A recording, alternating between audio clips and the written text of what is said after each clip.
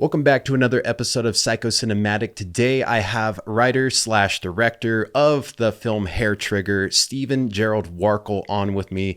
Thank you, Steven, for being here. Yeah, thank you for having me. I am really excited to talk to you about this film because when I watched it it was not at all what I was expecting, and I was pleasantly surprised at that little twist. Or I mean, I guess it's like pretty big twist.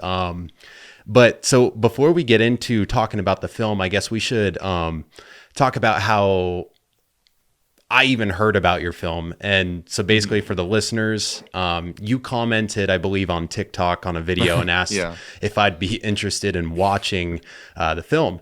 And I was like, well, I don't know, perhaps, like, is it good? Have you watched it? And you're like, oh, well, I worked on it. And I had no idea that you were the writer director until I had already watched it once. And so, like, my opinion had already been, like, set. And I'm glad you didn't tell me that too, because Yeah. maybe I would have been like, I don't know, like maybe a little biased or something like that. Yeah. Yeah. And then I watched it again. I covered it on the podcast, and then I made a reel on Instagram. And since posting that reel, it just had like steady climbing. And so now we're a little over 1 million views on that. So I'm curious, first and foremost, what kind of impact does a reel getting that kind of attention, what does it do for your film? For sure, way more engagement. I don't know what the exact numbers are because that's like something that like the distributor has and whatnot. But what I've noticed and what I've kind of been interested in is initially I don't want to like be like looking at reviews necessarily too much. I mean, I think it's good to take away good and bad, but I also think, you can kind of get trapped in a cycle of like just obsessing over people's opinions, which can be good and can be bad.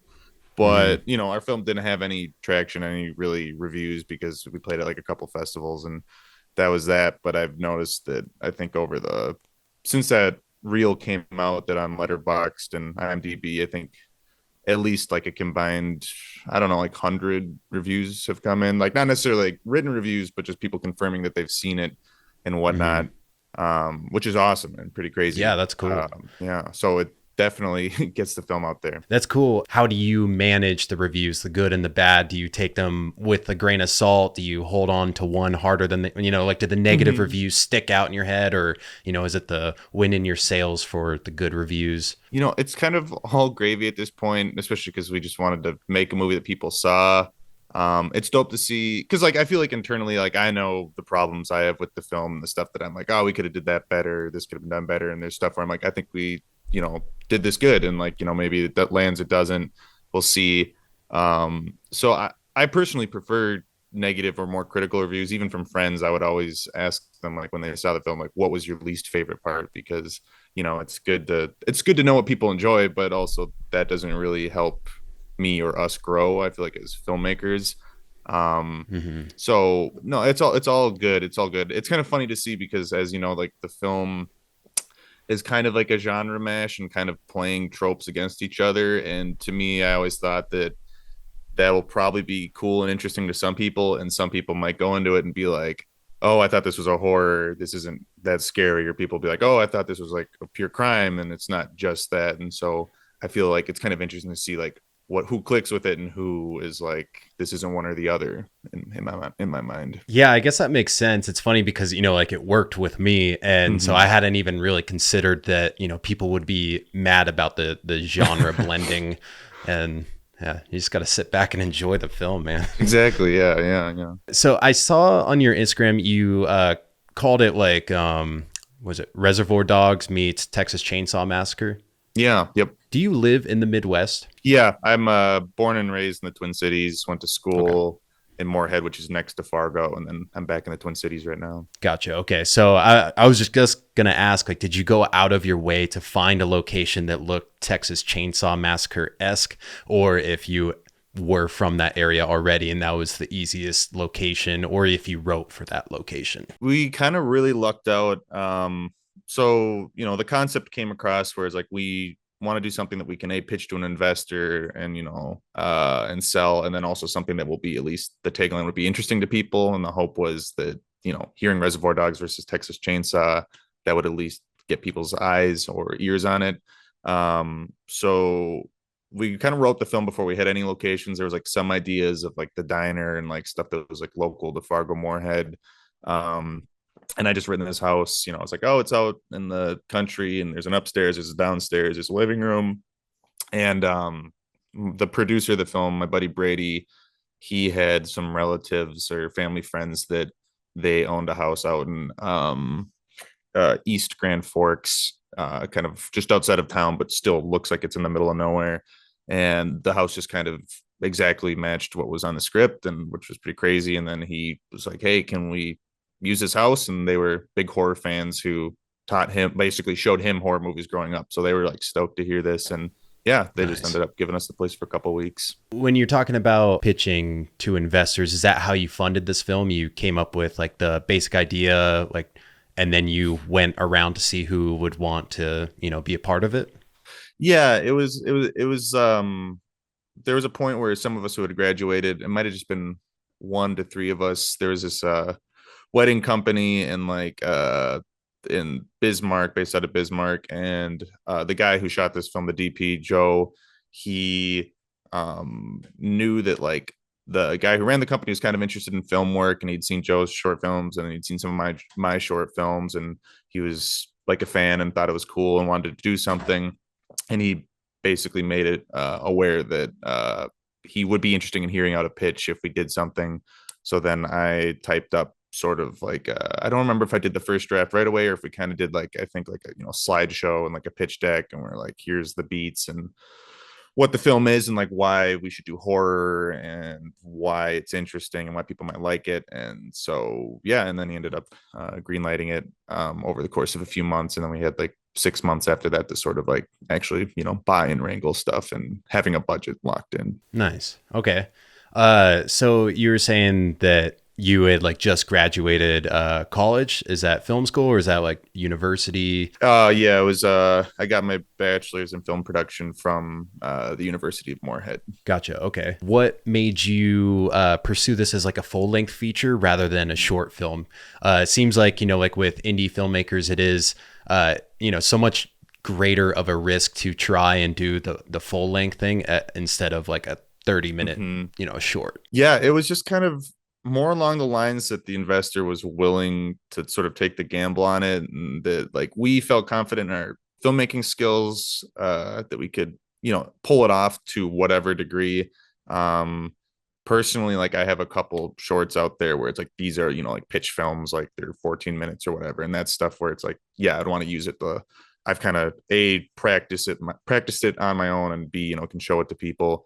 But with this one, it was more or less just that the investor was like, I'll do a feature if I like the pitch. And so we were like, well, let's go Hmm. for it. It's not our personal money because like we don't have that money to spend. And if he's cool to like roll the dice, we've shown him like what we can do in general. So we Yeah. just figured we go for it and we learn lessons from it. So what did your investor think of the film?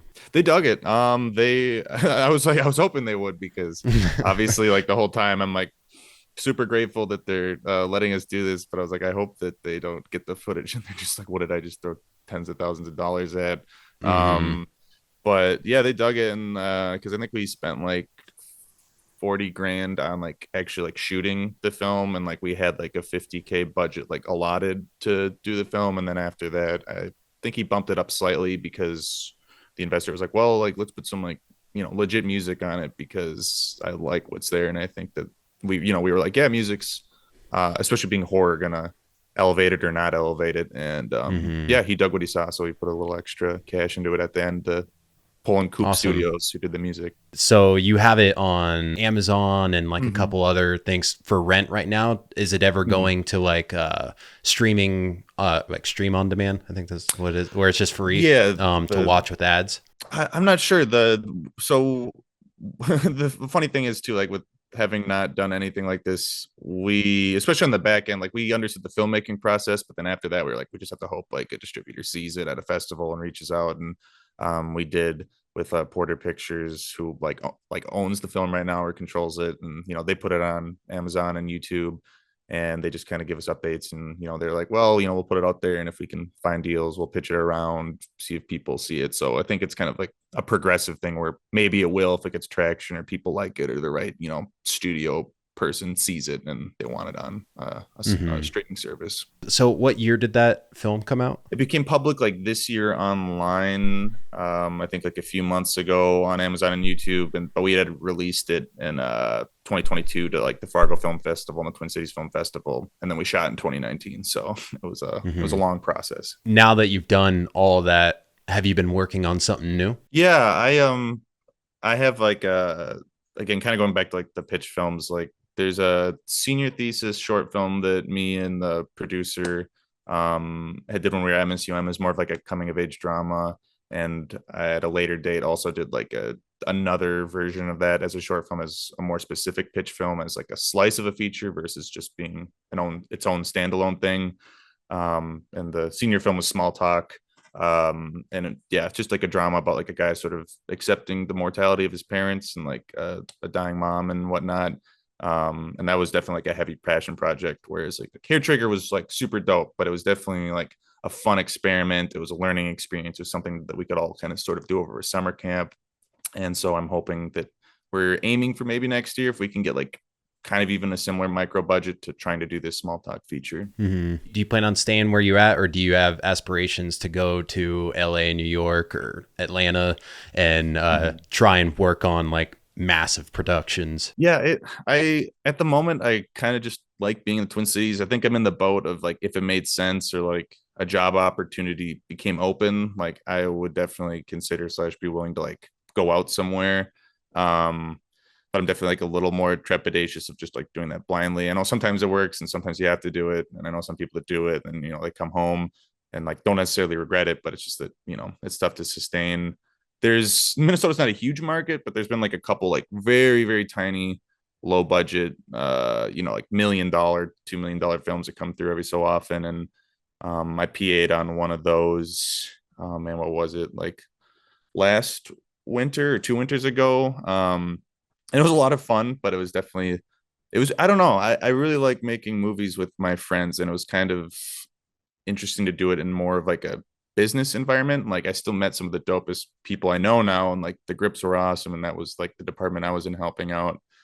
But at least at the moment, I think like what matters to me is just like doing it with my friends and like Hmm. making something. And then if like a door opens, great, but probably won't be forcing it in the near future. I would imagine just trying to shoot any film that you want right now is tremendously cheaper when you're not in one of those major cities. Like trying to Hmm. rent a farmhouse is probably so much cheaper than almost anywhere that you could rent, in LA. Yeah, definitely. I think that's like a nice perk. And also, like, you do need permits and whatnot, I believe, in the cities, or at least in some spots, but like it's, pretty loosey goosey. And like, if people are cool with you shooting somewhere, that's kind of the end of it. And especially in Fargo Moorhead, I know one thing they always pitched at their film school is just that, if you get permission, there's no permitting, there's not really cost to shoot anywhere. It's just, can you do it? Which is really nice. And so it's good to have that flexibility and to be fortunate enough to be living around friends who are willing to come together and make stuff, whether it's my project or their project, and just to get it done. So, since you wrote and directed this, was writing the first passion when it comes to this, or is it like the whole filmmaking side of things? Yeah, I love writing, especially in like high school and stuff. And I think my initial passion was, or desire was, that I wanted to write like a book. But as I was trying to write a Hmm. book, I just didn't think I was very good at like just filling out the descriptions and building the world. And then I kind of discovered screenplays, and I, started to get more into movies and later in the later years of high school. And I was like, oh, screenplays is sort of it's just like a description of exactly what's happening. It's like a blueprint. And I Hmm. was like, I can wrap my head around that more. And as I fell more in love with filmmaking and as writing screenplays felt more natural, that's kind of just how I got more into that. I also recently discovered like last year that I have like aphantasia, which I don't do you know what aphantasia is? No. It's like a thing where I maybe you have it, who knows, but like if you like close your eyes, like I don't have a visual imagination. Like I guess people I'm told can like picture things in their head. Like if I said picture like a red Mm. ball, you could Hmm. like picture a red ball. Like to me, it's just like darkness. So it's kind of like a screenplay in my head. And so it's just like I think that's also part of the reason I got into screenplays, is because I was like, oh, I can understand this. It's a description of what's happening. And like that's how I see things. And so I think that accelerated Hmm. that. So like when you think of something, you don't even like see words in your head. It's just like you just see nothing. It's kind of just like if you were like, I don't know, picture where you grew up, like I Hmm. could recall it and describe it, but it's more or less like my internal voice repeat, like describing to me, like, oh yeah, I Hmm. remember the white door and I remember the trees. And so That's very yeah, strange. yeah, it's apparently I not didn't know that was common. a thing. Yeah, yeah. Yeah. Every now and then someone says how they're shocked that we have inner voices at all. Like people are like, wait, you Yeah, have a voice in your head? Or yeah, wait, the voice in your head is you? Like, yeah, like for them, it's like, I don't know, some narrator. It's yeah. crazy. So when you go to write something like this, what does that process look like? Usually when I write a short or a feature, um I definitely am not worried about getting it perfect like on the first draft. I know there's people that like prefer to like have it really fleshed out before they dive into it, and I like to have it mostly fleshed out. But um usually it's just kind of thinking about it a lot. Like I know I'll go for like a couple months kind of in my head, like running through like the beats of the story, or figuring out like, okay, I want it to start this way, I want it to end this way, I want there to be the middle, and then just thinking about like what there could be in between. And then it doesn't necessarily need to be fully fleshed out, but once I have a general idea of the whole picture, a rough idea, then I'll put it to page. And from that point, it just kind of feels more like doing improv, where it's like, okay, this is the scene. The scene starts here. It needs to end here.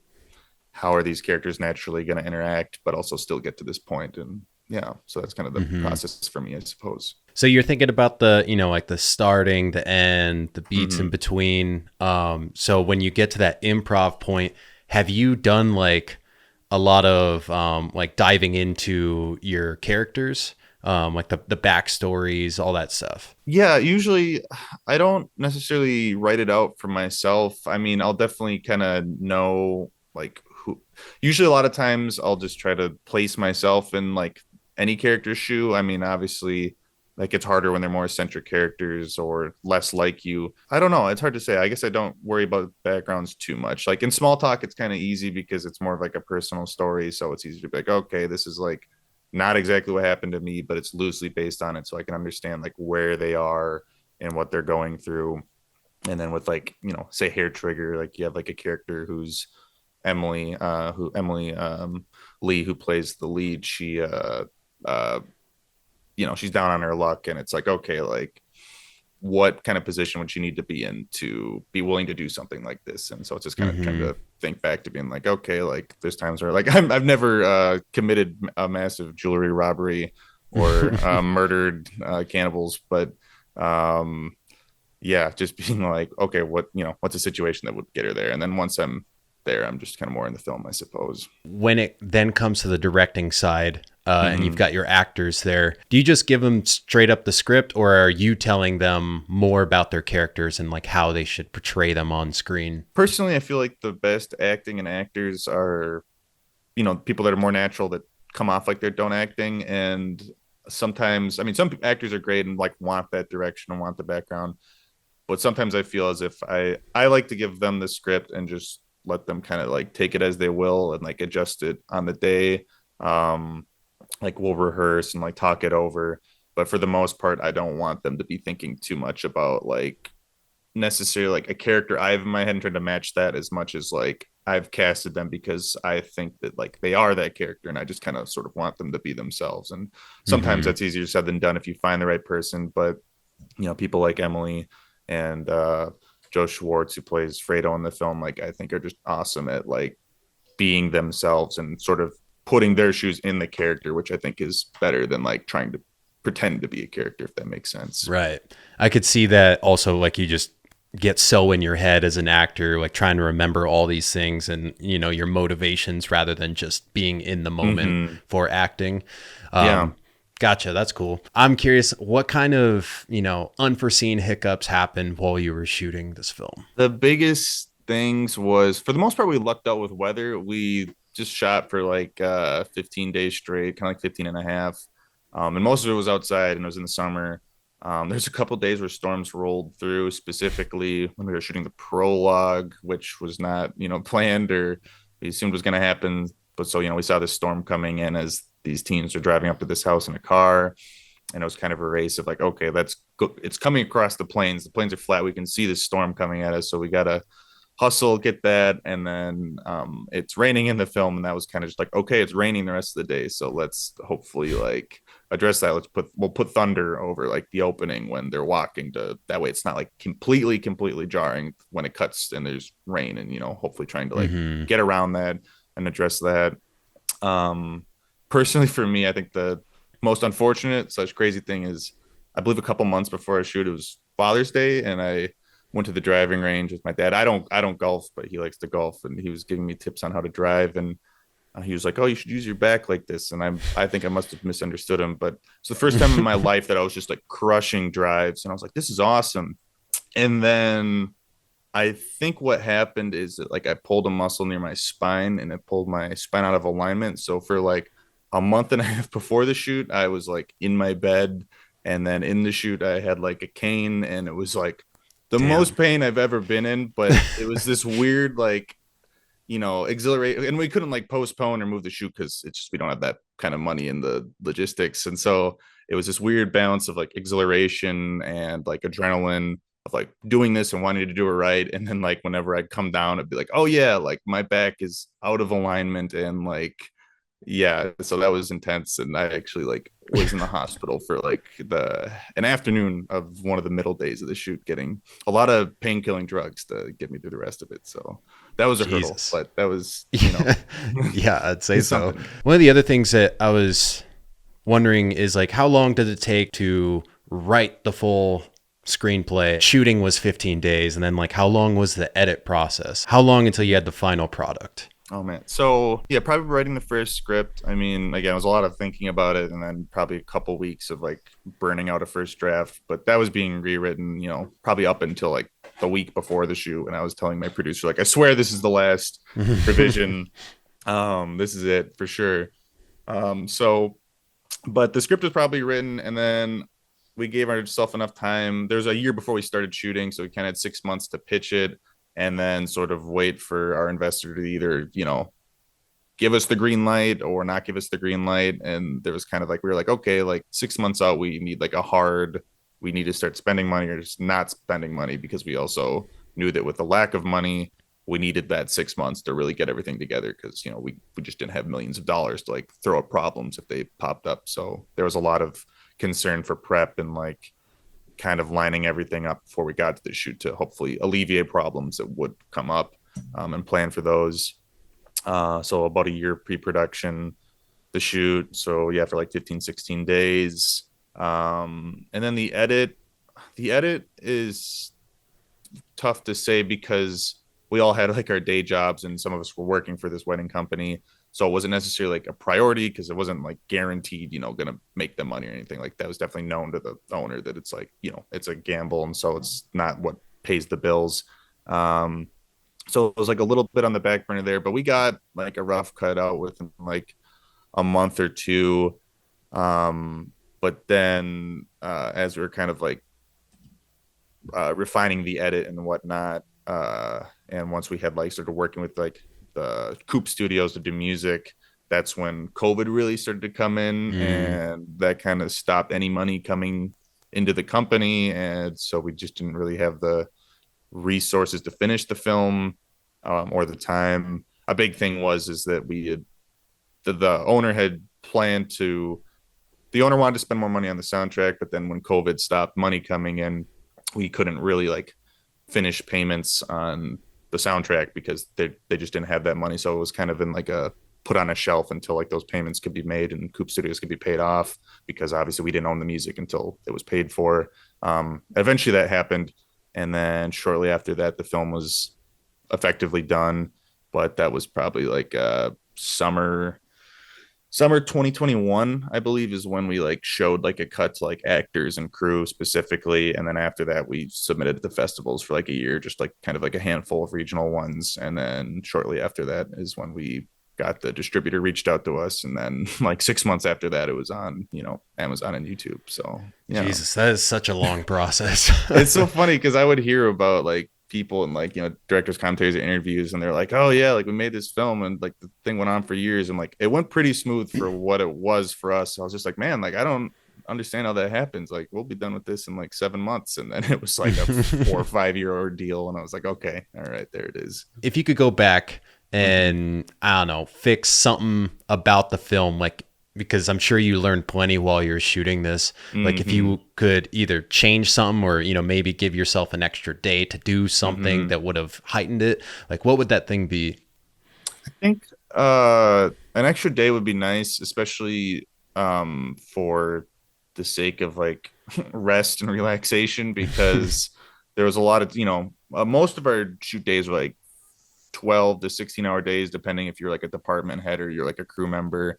Um, and so we were definitely tired, and we kind of lucked out with the one night where like my back gave out, and then the next morning when I went to the hospital, like we kind of were like, all right, let's wrap at like 7 p.m. and just like go sit in like the Best Western hot tub or whatever hotel we were at, and like, and Hmm. that honestly I think really helped us regroup as a group and was for the best. So I think having that extra day to not be like just trying to cram in, 16 days straight, which it wasn't all full days, but it was enough that it was definitely exhausting. And I think that extra day would also give more time to like doing like stunts and like more of like the fighting or blood work and whatnot, which I don't think turned out bad for like the level that we were at. But Hmm. it just definitely felt like everything was very tight, whether it was like time to rehearse, time to do effects and whatnot. Hmm. So having one extra day probably would have like effectively cost you guys like, I don't know, like an extra 5 grand to do that, have an extra Probably, day. yeah. It was like that. And then also just like the company that like again, it was like a lot of film students and friends that I had at school that didn't work for this company, but like there was several people that were working for this company, and it was like, yeah, you guys can go do this, but like we need you back to shoot and edit weddings because that's what we do. And so Right. yeah, definitely like another day would have cost them business and been expensive for like, renting cars and actors and whatnot. I got one last question. Mhm. What did you guys end up shooting this film on? Like what camera? Oh man, I can't even remember. It was like it was red for sure. I don't know if it was the Hmm. Red Raven or it was like the second tier up, so not the base red, but the next red, I believe, because the we didn't know if, or if ever like that like Netflix or some distributor would be interested in it, but we had, read about how it's like, oh, these are the cameras that they prefer, like they shoot on for their standard. And so that one Hmm. was, I think, like the base level of like what they consider acceptable for like their programming. So that's kind of how we went with that. Gotcha. That's a good call. Looking deep and that way the film can live a lot longer. Hopefully. Yeah, yeah. Well, that's cool, man. Is there anything else about the film that you wanted to add before we wrap things up? No, I don't think so. I mean, I'm very grateful for the experience. It's a film that like I'm proud of how it turned out. There's Hmm. plenty of stuff that like I would change, but I feel like that's every film everyone does. Like the next year, you're just gonna be like, oh, I learned this and I would have did that differently. And so there's part of me that's eager someday to like go back to filming on that scale with like the similar people and friends to, show what we've learned and how we've advanced. Hmm. But yeah, I'm just super grateful because I know I never expected to get like an opportunity like that. I always wanted to make a feature film, but was prepared to do it with, like 10K or less or whatever, because, people have done Hmm. that. And I'm just super fortunate that we fell into that situation, that I met a bunch of talented people that were willing and just wanted to make a movie like me and prove that we could do it. So that was dope. Yeah, that's awesome. I mean, there's definitely something romantic about that idea. Like, I got the budget, I'm making the film. Like, this is like Yeah. everything I've ever dreamed of. Like, it's super cool that you were able to do that. Yeah. Crazy experience. Hey, if you want to plug your socials and say where people can check out Hair Trigger. Sure. You can check out Hair Trigger on Amazon and YouTube. Mainly, I believe right now. Just search Hair Trigger. That seems to be the best bet. I think you do need to include the hair dash trigger since it's such a small film. Otherwise, something else will pop up because it's the internet. Um, and yeah, on social, I'm really just on Instagram. You can find me at Steven Gerald _W. I've so far, like, especially after the reel that you made, some people have reached out and been like, oh, what was it like? Or like, where can I watch it? And it's been really fun interacting with people who have interest or like enjoyed the film or even didn't like the film, and just being like, what would you change, or like, what do you think I should learn from? And so that's been really valuable. If you guys haven't watched this film yet, go watch the film. And then I have my whole breakdown of the film, like my opinions and whatnot. You guys can check that. I'll link that down below as well. And then I'll link the socials. And if I can link the film, I will as well in the description.